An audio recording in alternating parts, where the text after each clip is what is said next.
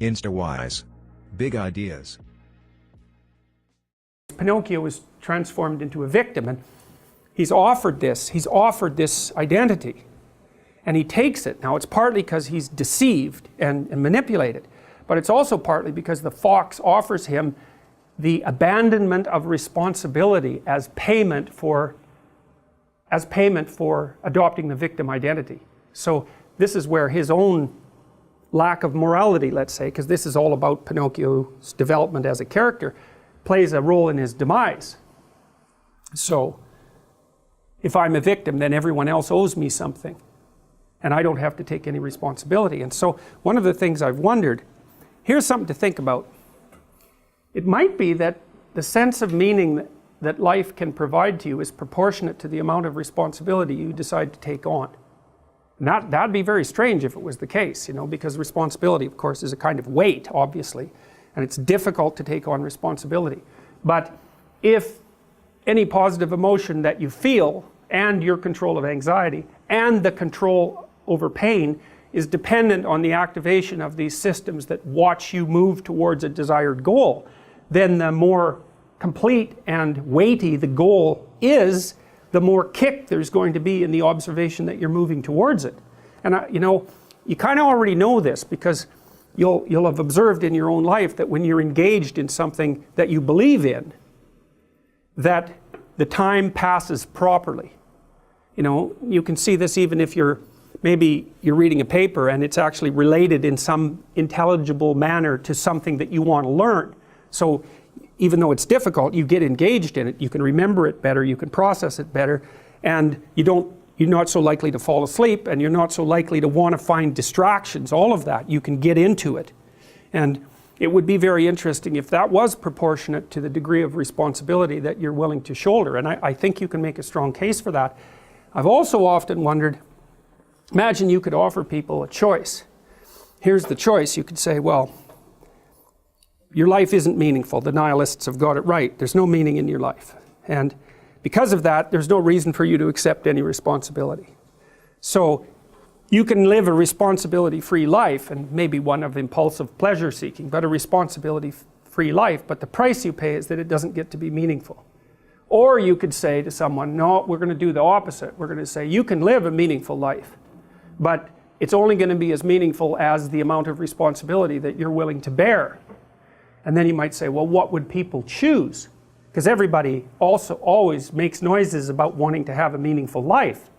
But if the price you pay for that is the adoption of responsibility, then it's not so obvious that people would choose meaning over, you know, over pointless pursuits if the benefit they got for choosing the pointless pursuits was that they really didn't have to care about anything they ever did, right? There's no responsibility.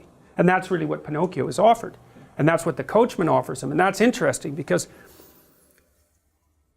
you know, so far it's been the fox and the cat, and they're kind of two-bit hoods. And so the pathological pathway that they offer Pinocchio is not the worst of the pathological pathways. But here, at least as far as the imagination, the collective imagination that created this movie is concerned, this is where you get to the most pathological form of, let's call it temptation. And that's the temptation to engage in, to abandon responsibility and to engage in impulsive pleasure-seeking, short-term pleasure-seeking. So here's the fox pretending to be a doctor investigating Pinocchio's illness, and he makes some notes, which is all just meaningless scribble, right? It's like white noise. And it doesn't matter that the arguments that he's making are completely incoherent. And it doesn't matter that he actually doesn't know anything. What he's selling is easy to buy. And so Pinocchio buys it. And by the end of the conversation with the fox, he's pretty convinced that he's useless and that he needs a vacation. You know, this is an Oedipal situation as well, which I touched on in the other lecture. I mean, let's imagine that you have a child that is a little on the neurotic side, so high negative emotion, and maybe one that's also a little bit on the sickly side, so has a variety of, let's say, relatively minor ailments, but ailments nonetheless.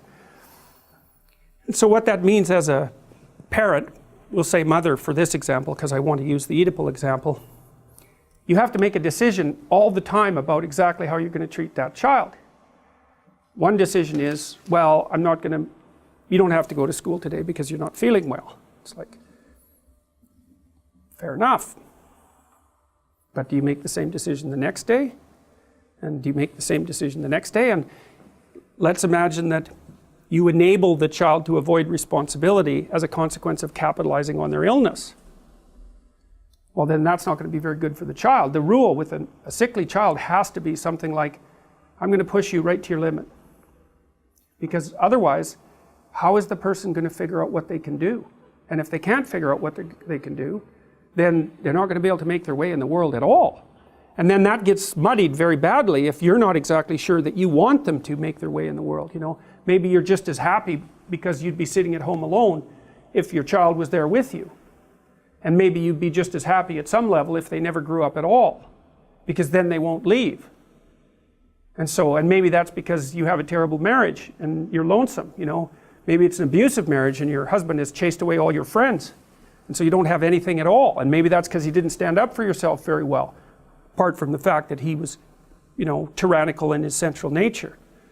And so then all those little warps and bends in your psyche are going to manifest themselves right in the background of every single one of those decisions. My daughter had a lot of illnesses when she was adolescent, and they were very serious, and it was very difficult to figure out what to do about that because you couldn't exactly apply normative rules, right? And we always had to figure out if she was communicating her symptoms to us, how seriously to take those. And the answer was the least amount of serious possible. It's something like that, because we needed to know and she needed to know what she could do in spite of the fact that she had problems. And one of the things I really tried to instill in her, and I think it worked, is that you don't ever want to use your illness as an excuse for not doing anything.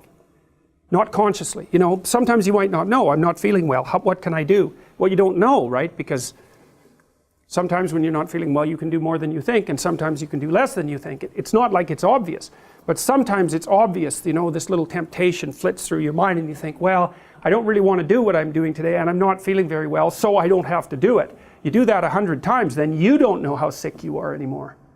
And then you're in real trouble, because not only are you sick, but you've muddied the waters. And so you have both problems then, is you're actually ill and you've betrayed yourself by using that as an excuse not to pursue your responsibilities. And that, I think, if you do both of those things happen to you at the same time, you're in real trouble. And it's really hard not to have that happen. So anyways, Pinocchio gets enticed into believing that he's a victim. The fact that he's insufficient is used as an excuse by the fox and the cat to offer him a trip to Pleasure Island. And this is, I think, where the movie gets particularly dark.